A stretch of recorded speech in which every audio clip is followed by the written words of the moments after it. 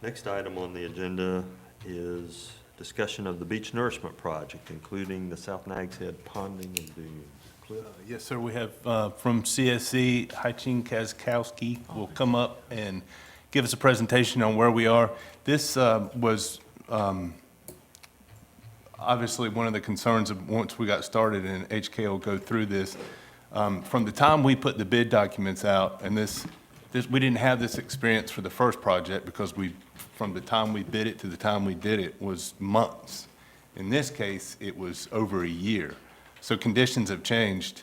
And so I think that initial information that was put up on our town website is not exactly what's been constructed now. So that there was a gap there. And what we have up now, from the survey that was done in April, we were able to actually put construction to be built, or practically almost as-built construction documents up on the website, and it shows that the whole project had to move westward, which meant there was less dune in some areas or no dune in some areas. As a result of that, we've come back, and HK's been able to make some field adjustments more or less on the fly to get a starter dune built in some places that didn't have it. Some of these houses that are sticking out there a pretty good distance, there's really nowhere to tie a dune into. And if you've got a 6-foot berm and a 6-foot dune, you've got 12 feet of sand right 10 feet from your house, which makes for very unfavorable conditions. So that's part of that adjustment. And then we had almost within 24 hours of 200 feet, 150 feet, 200 feet of sand being placed in that area, we had a big tide that, to my surprise, washed over the berm, and that's what some of that water was. Initially, I thought maybe it was groundwater or king tide, but it wasn't. There was some overwash that was great for the surfers, but not maybe for the first look at the beach. But how's that? Very well. Do I need to give the presentation? Yes, ma'am. Please. I think Cliff has already explained it very well, so I'm going to show some technical support for Cliff's explanation. Good morning, Mayor. Good morning, Board. I'm Haiqing Kaczkowski, or people call me HK at the job site. So I serve as the project engineer of the 2019 Beach Nourishment Project. And together with me today, we have a tree hair from CSC. He is the senior technical associate, and he generates all the plots that's posted during the bid process and the construction sites that people read. And also we have our field team lead, Captain Drew Giles, here. So they can answer some questions if you have anything about the field work.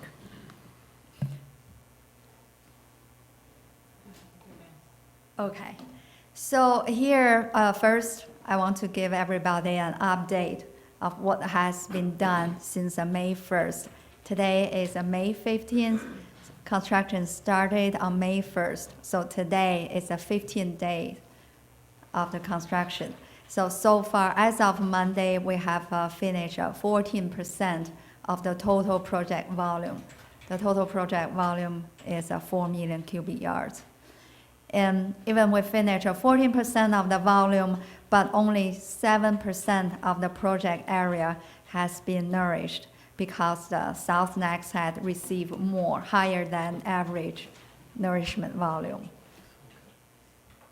And what we have done during this construction phase is it includes a daily observation. We observe the discharge point, observe the sediment quality. Also, we collect sediment samples. We take the sediment samples back to the office and in the lab to analyze the grain distribution.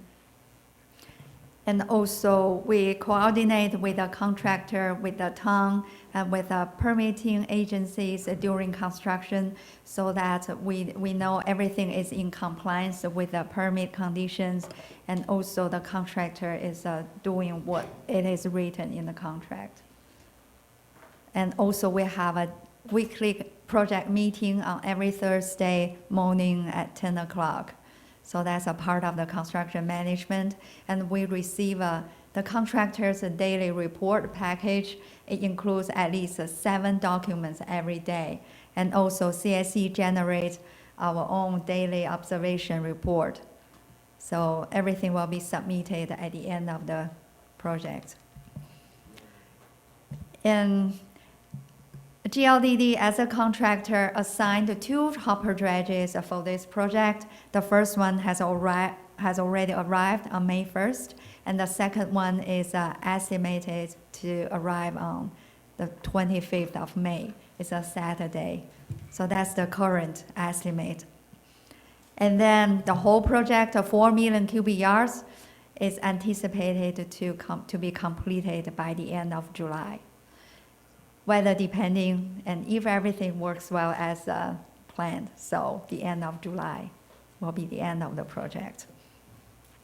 So the second part of the presentation will just give us some technical support for the purposes and need and the procedure for the recent redesigning of the project.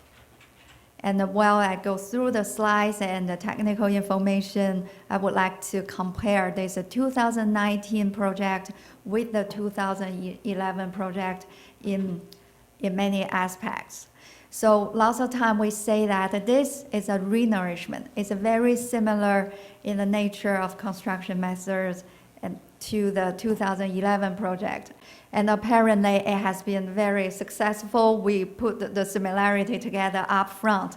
So that's why the 2011 project, if you recall, it took 6 years to receive the permit.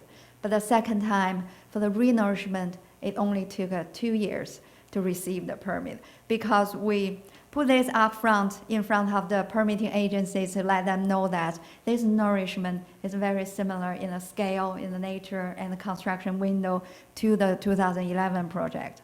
But now, this time, we're doing this construction now. I feel this is a time to really compare this project. They are similar, but they are not exactly the same. In the dune construction, in the volume, in the profile adjustment, so we will go through some details later. Here, this is the 2019 renourishment that is ongoing. The total volume is 4 million cubic yards. The project length is 10 miles from mile marker 11 to 21. So here is this group of numbers are the design volumes for each ridge and the sub-ridge. These volumes are very important. We have 3 sealed drawings. People have seen this during the permitting phase, bidding phase, and the construction phase. But one major thing that hasn't changed is these numbers. So this is what we propose to place along each ridge. And this is the number. These are the numbers that are permitted to be placed for this project. And this number, 4 million cubic yards, that's the contract number, that's a permit maximum number, and this is the number that will be placed along the project area. And this time for the renourishment, one big difference is that we are constructing an initial dune along ridges 3 and 4. So 2011, no dune, but this time we have an initial dune. And this time, the contractor will use 2 hopper dredges and 6 subline landing points. So there's a plot on the right. There are lots of information that I try to put there.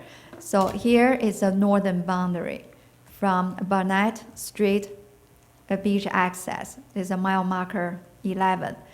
And at the bottom, that's the southern boundary of the project near McCall Street, milepost 21. So the whole project is 10 miles from north to south. And there's near the middle, like 60% of the project from station 730. When we talk to the contractor, we always refer to the station number, but actually it's 730, station 730 plus 00 is near Forbes Street. And So from here to the end, that's 5.8 miles will be completed by the Ellis Island dredge. That is the dredge that we see offshore at this point, at this moment. And the second dredge will arrive is expected to arrive on May 25th, and that dredge will complete the 42% of the project from Station 730 up north to the northern end of the project. So that's their plan. Liberty Island is planned to finish 35% of the 4 million cubic yards, and the rest of 65% of the volume will be placed by the Ellis Island. So 6 landing points will be used for the whole project, 3 for the Liberty Island and 3 for the Ellis Island. So currently, Ellis Island is using the very southern landing point near Luminous Strait. So their plan is that they land the pipe there. After the dredge arrives, the pumping proceeded to south. So after they finish to the south end, they flip the pipe and go north. And then they switch this subline to their second subline landing point and go south first to tie in with the finished section. Then flip the elbow and go north. And then they use the third landing point and go south first. After they tie in with the finished section, then flip north. And Liberty Island will do the same thing, starting from the northern end, and then go north first, then flip to south. Then use the second landing point, go north, tie in with the finished section, then go south, and at the last, Liberty Island will use the third landing point, go north first, and then flip to south, and meet the Ellis Island work area around this station 730. So that's their overall construction plan. As you can imagine, anything can change. Those landing points, they have already set up 4 landing points. So those 4 landing points have certain stations, and the last 2 landing points may be more or less around that area until they are installed. So that's your overall plan. So here is a 2011 beach nourishment project. That's Trey developed this plot after 2011 project was completed. And back then they used 8 subline landing points. And then they used 3 hopper dredges and 1 cutterhead dredge. And here are the volumes back in 2011, and total volume is 4.6 million cubic yards. So we will compare these 2 projects again and towards the end. So these 2 slides give you some general information of these 2 projects. So this is, again, Ellis Island arrived at Nags on May 1st. And USACE sent their representatives the same day, and they complete the startup inspection. This is required by the permit. So no time lost on that. So pumping started that evening at 7 o'clock, and they used the first landing point, the very southern one, from the Luminous Strait. After a short period of time, they pump a pad. So it looks like the construction proceed north, but then after 3 loads, the pipe was flipped to south, and the construction has been proceeding south since then. So this drone photo was taken by Drew on the second day of pumping.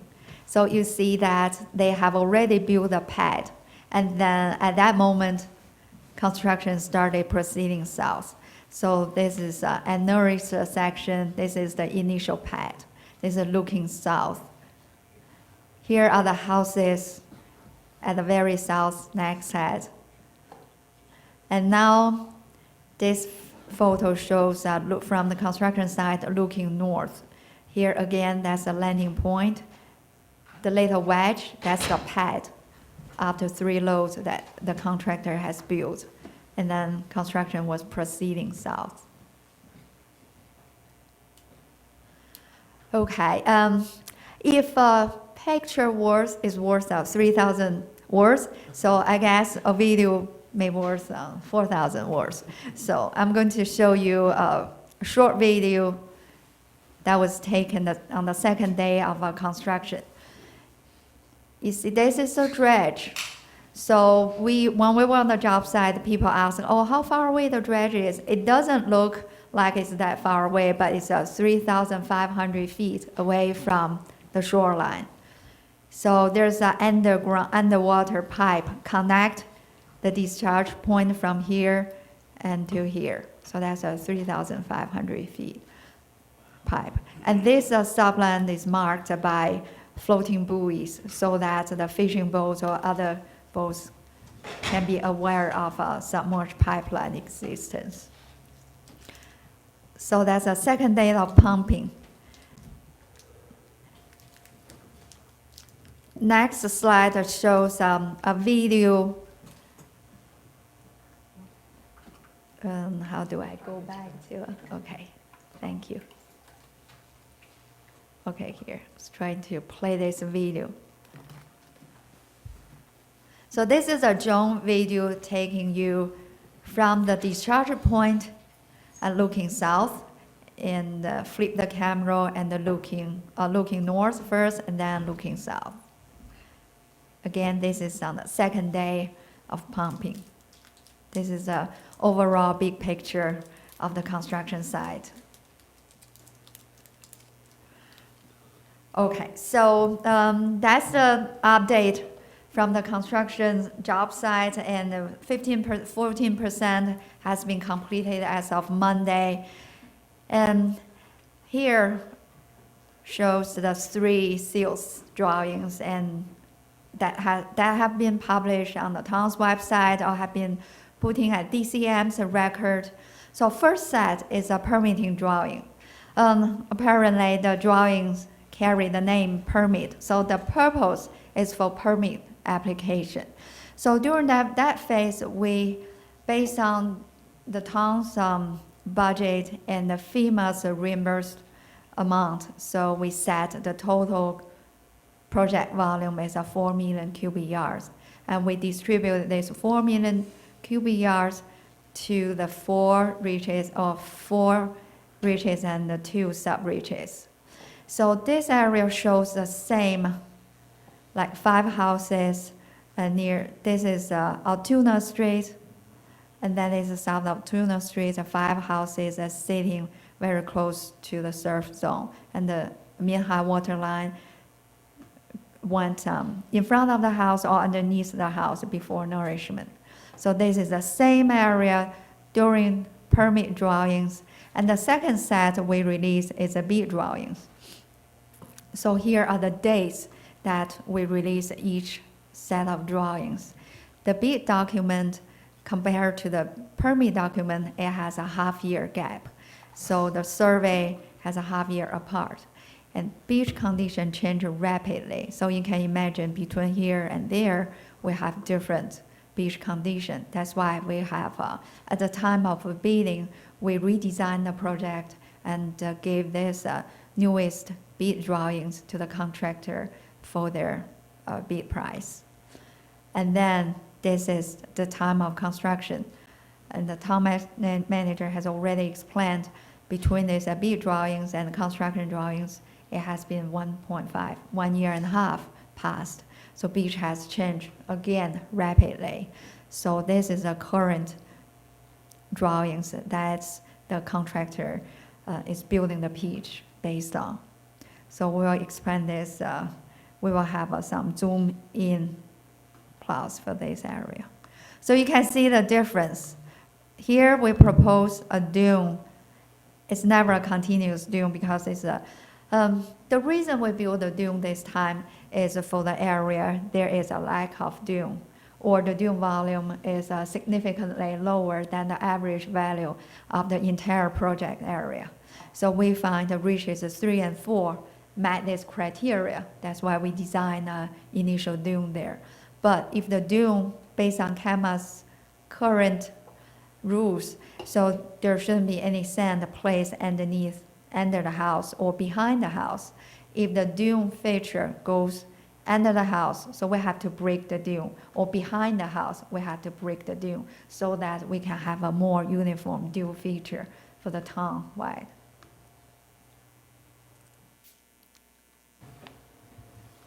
So here, again, shows why we have this 3 sets of drawings, why one drawing cannot work for everything. The main reason is the rapid change of beach conditions. Here are some numbers to support this reason. Between July 2017, when we issued the the permit application, and then November 2017, that's when we issue the bid document.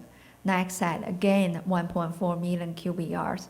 That's because between this date and this date, Nags said went through this summer seasonal accretion time. So that's why this where this volume was from. So if you gain this much of sand, you have to redesign. And the same reason between the bid set and the time of construction, Nags had lost significant amount of sand. So I'm going to show some profiles to show how significant this sand loss has impact Nags had. So another possible reason, it doesn't apply this time, but overall, is one of the reasons when we redesign the project at time of construction is that the bid volume may not be the same as the final contract volume. In the bid document, we have base quantity, which based on the owner's reserved budget, we believe the contractor can at least complete that quantity. But if the bid price comes back in favor to the owner, then the contractor may be able to finish more. So that's why we have alternate quantity. So sometimes the owner would issue a contract in between this base quantity and the maximum quantity. But for Nags set, after the first change order, Nags set maximize the permit volume or the bid volume, which is 4 million cubic yards. So this doesn't apply for this project, but that's one of the reasons we always do this construction drawings before the contractor started pumping. This is the industry standard, and it is consistent from project to project. So this plot shows there's a 3.5 million cubic yards difference between the red line represent November 2017, that's when we did a survey and issued the bid.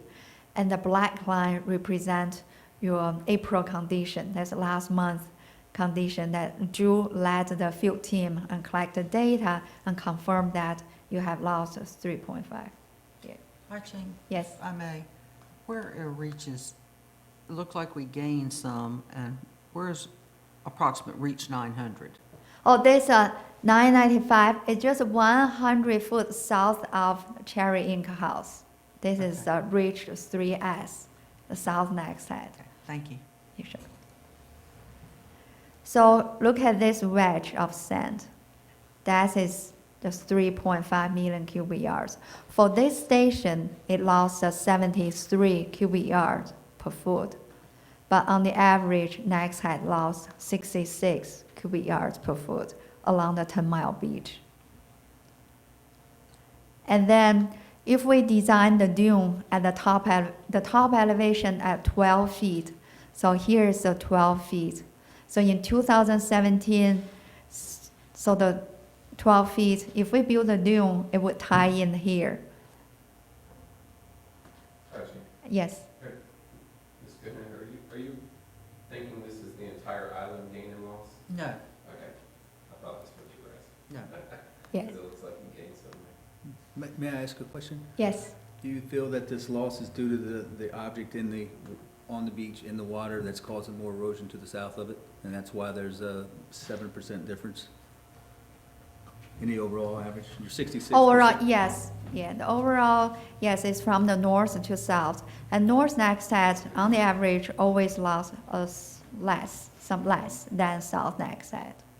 But I'm stating on this particular case, you said this was just south of the Cherry property. Do you feel that Cherry property has caused a faster erosion rate to the south of it because it sits in the water?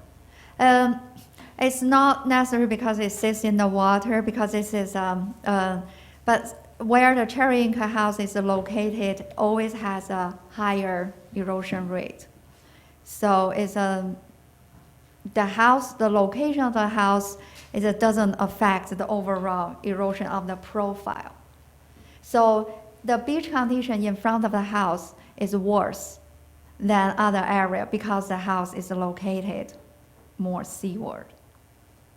Thank you. Does it explain this? Mhm. Yeah. So the reason I picked this station because the construction just finished this section. So we're going to have some photos and some more as-built profiles of this station near this area. So this 12-foot contour retreated landward or westward for about 23 feet over this past 1.5 years. So we show here, this red dot line shows the original design during the bid process. So if we keep this original profile, if we do not redesign the project, first of all, there's no high ground anymore. Remember, this black line represents the current condition. If the berm, if this dune stops here, there will be a ditch behind the dune. Here's the low ground will be. And also, the contractor has to fill this gap, fill this loss first before they can continue with the design. So which means next side you have already lost 3.5 million cubic yards, and the contractor has to replenish this 3.5 million cubic yards before they can proceed to build a bigger beach, if we keep the original design. So apparently, we have to redesign this. So the next slide shows the black line is the new profile, new template for construction. And basically, we shift this red dot line westward or landward, shift everything because the profile shift. So this is a cross-section plot. On the plan view, what happened for some houses that was sitting further seaward. So for example, this area. So Altoona Street, that's here, am I correct? Yeah, Altoona Street here, based on the bid document, there was a skinny dune in front of Altoona Street. It couldn't have the full dune because you have to keep a uniform line for the dune seaward edge. So because everything shifted landward, the skinny dune would slide under the house, which is not permitted by CAMA. That's why there was no dune. Based on the revised design, there was no dune. And the same situation happened in front of these 5 houses. There was a skinny dune, but since everything moved landward, that dune disappeared. So, but after Greeks Lakes finished its section, a lot of conversation has occurred between the town manager, town engineer, and the supporting staff, and I believe some board members may involved. And so the town decided, instead of building a 12-foot regular dune, but build some lower dune in front of Altoona Street and also in front of these houses. And not in front of this house because it's further seaward, and in front of some other houses further south. So that's the field order that we coordinate with Great Lakes, they were agreeable not to increase any contractor price, even they have already nourished this area. So they agreed to come back after they finish the south end of Nags and come back and redress this area and push a low dune in front of the houses so that some protection can be established in front of the houses. But not the full 12-foot dune. That was the design for the rest of the area.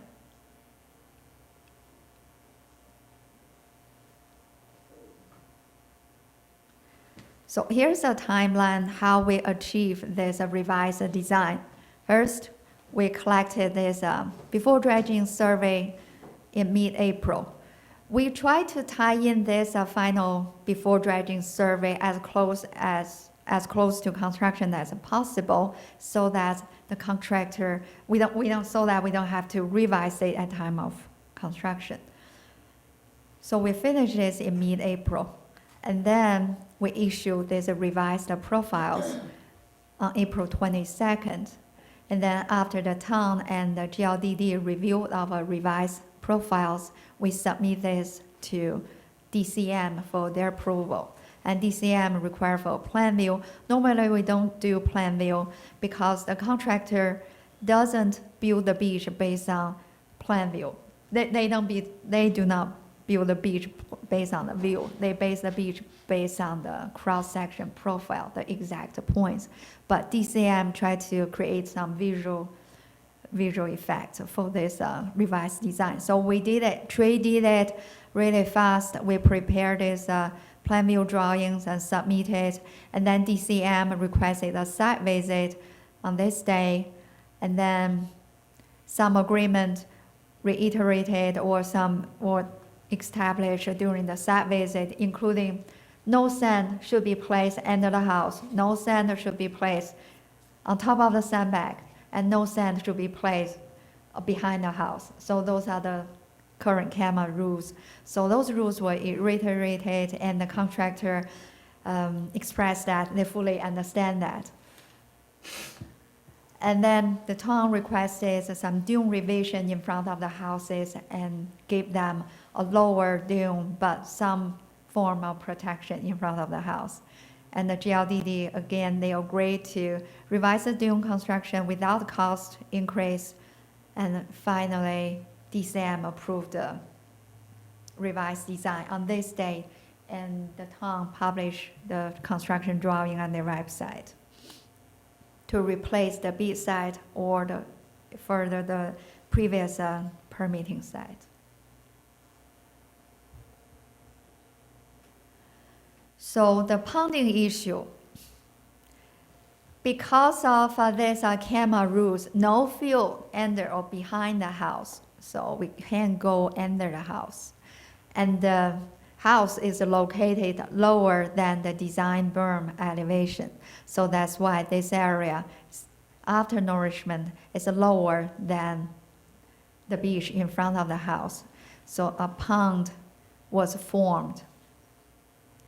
And also GLDD, for their safety concerns, they leave a 10-foot buffer around the house.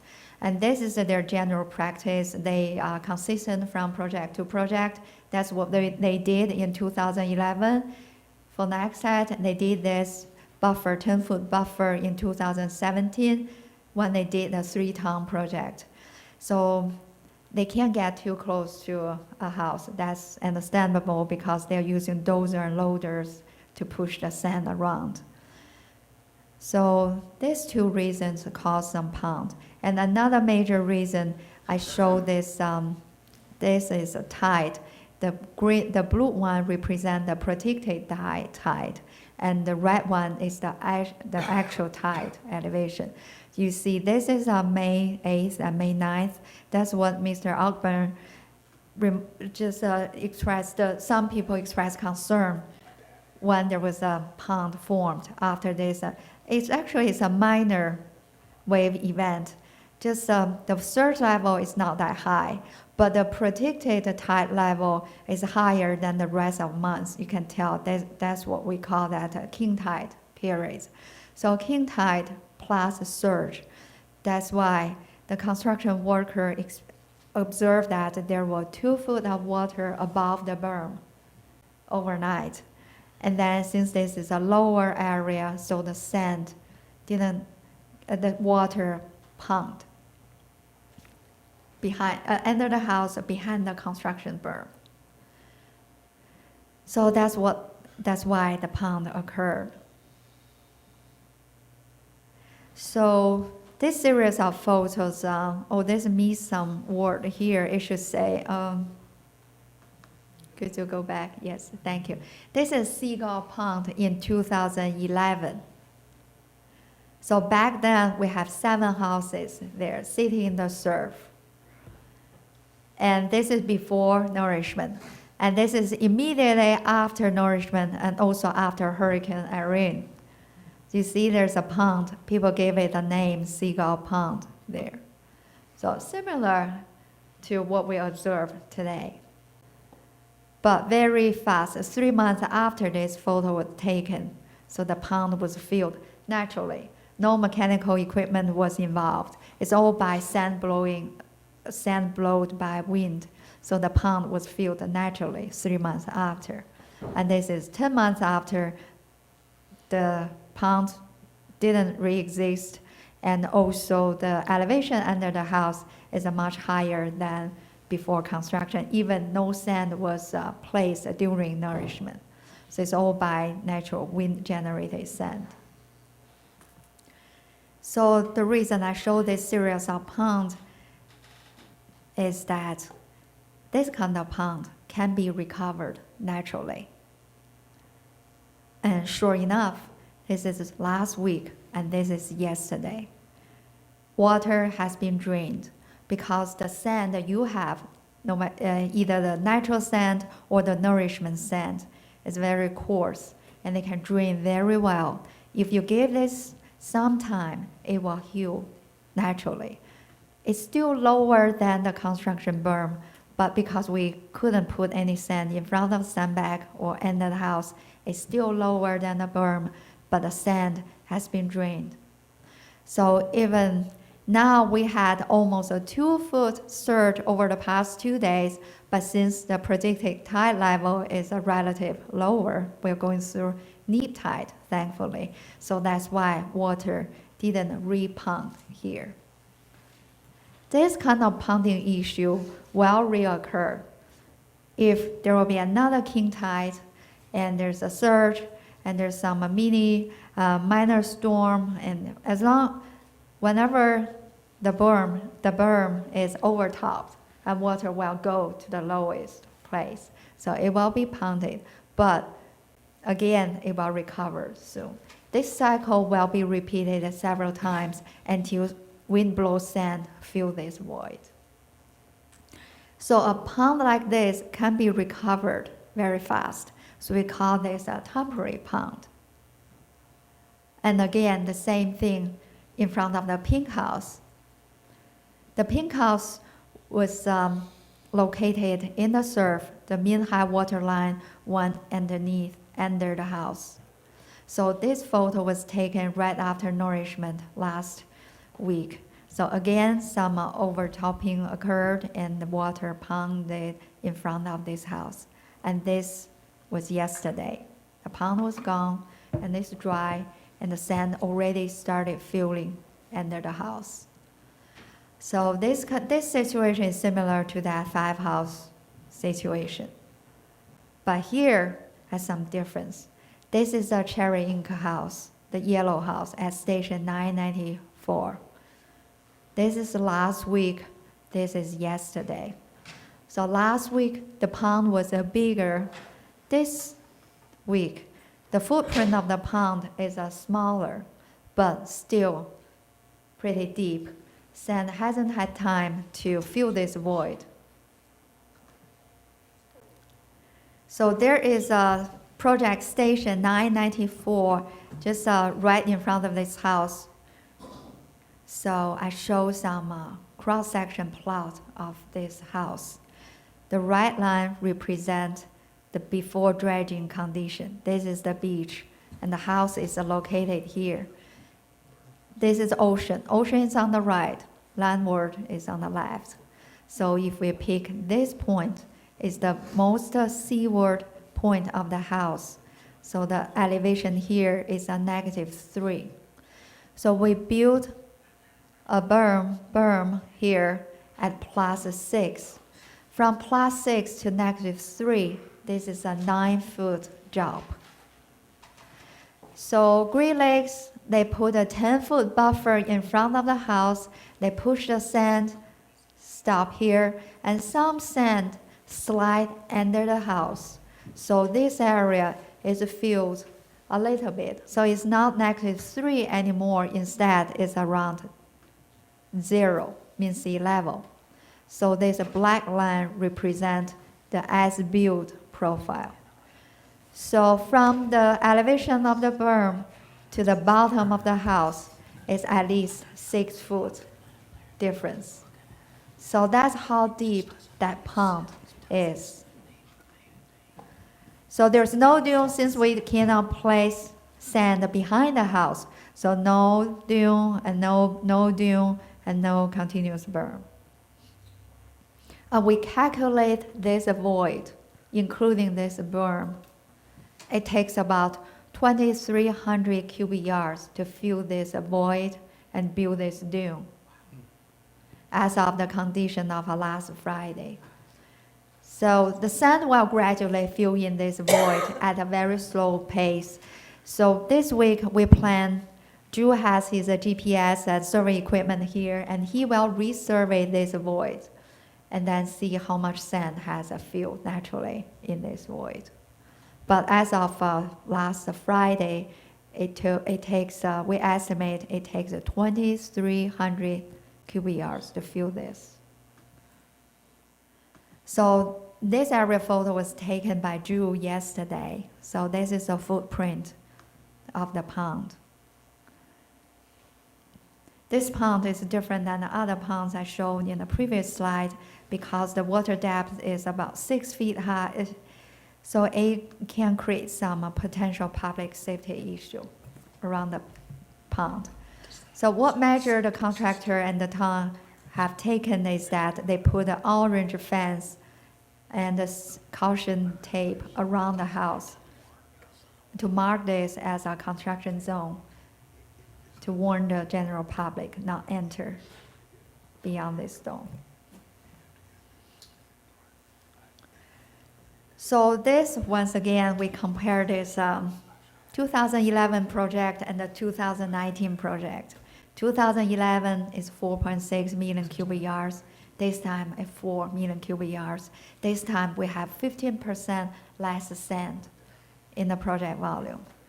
And 2011, we redesigned the project at time of construction back in 2011. I know some of you were here. So if you recall, for 2011, in the permit application, we proposed a dune structure along reaches 3 and 4.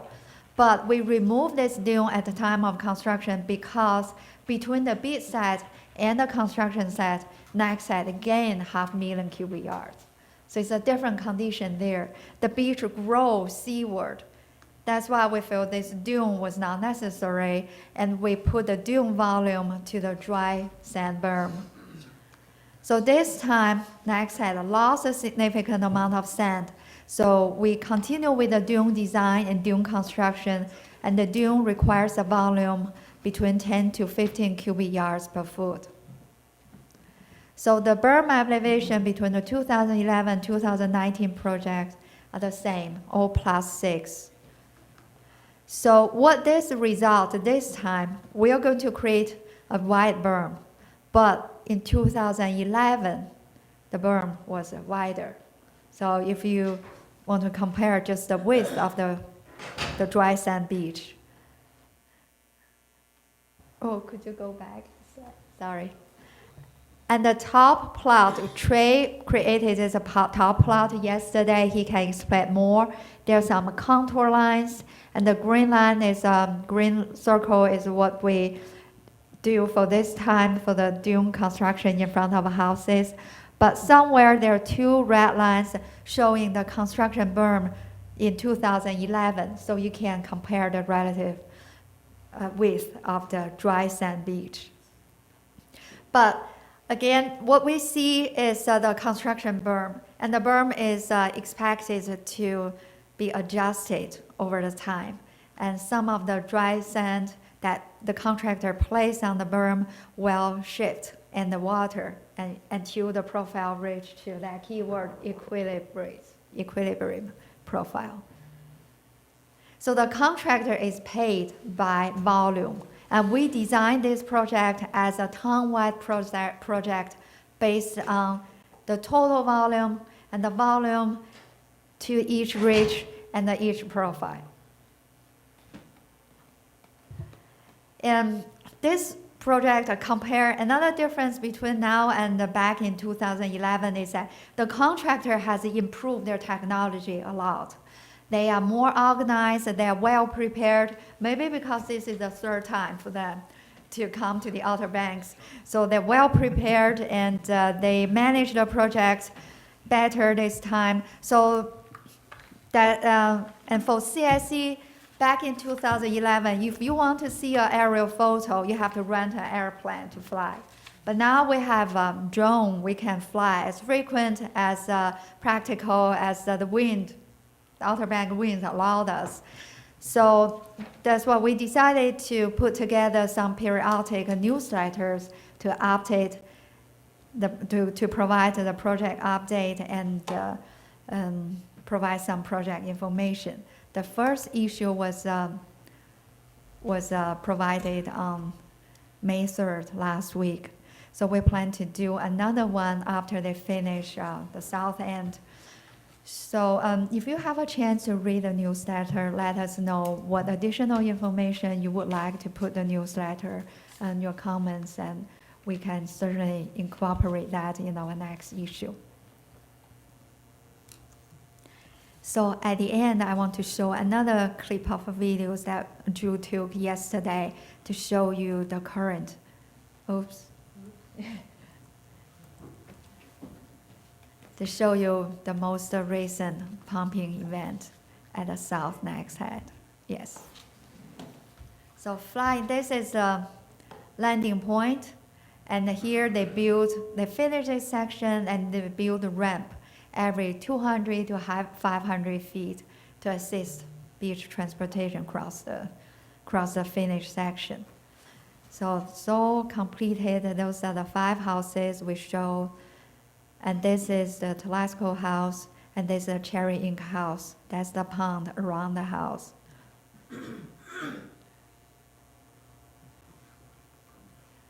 And they went further south, there are 2 more houses. They have a thinner dune compared to the adjacent area.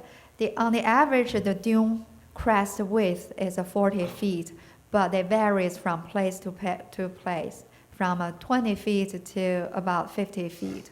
So that's where their construction stops. And here is NPS ramp 1. So that's where the construction will stop. That's also the existing stormwater outfall there. So that's how close they are. It's less than 1,000 feet to the southern boundary. So they expect to finish this area by the end of this week. Yeah. Thank you. If you have any questions. Thank you. Board members, any questions? Commissioner Sears? No questions. Great progress. Great. And thank you for explaining all the dunes and the ponding. Thank you. Thank you. Yeah, thank you. That was very illustrative, and I think we'll see if we can, we'll at least raise the question, I think, to see if we can get some federal help. That problem is, I mean, these illustrations show so graphically how problematic those houses are. Thank you. Commissioner Walters. Thank you. I'd just like to say if we could get some of the video, the drone video, to put on our website, I think people would like to see that. I agree with you. I think they would. I think it'd be very helpful for folks to be able to see it. Okay. Okay, great. Okay. Thank you Thank you. very much.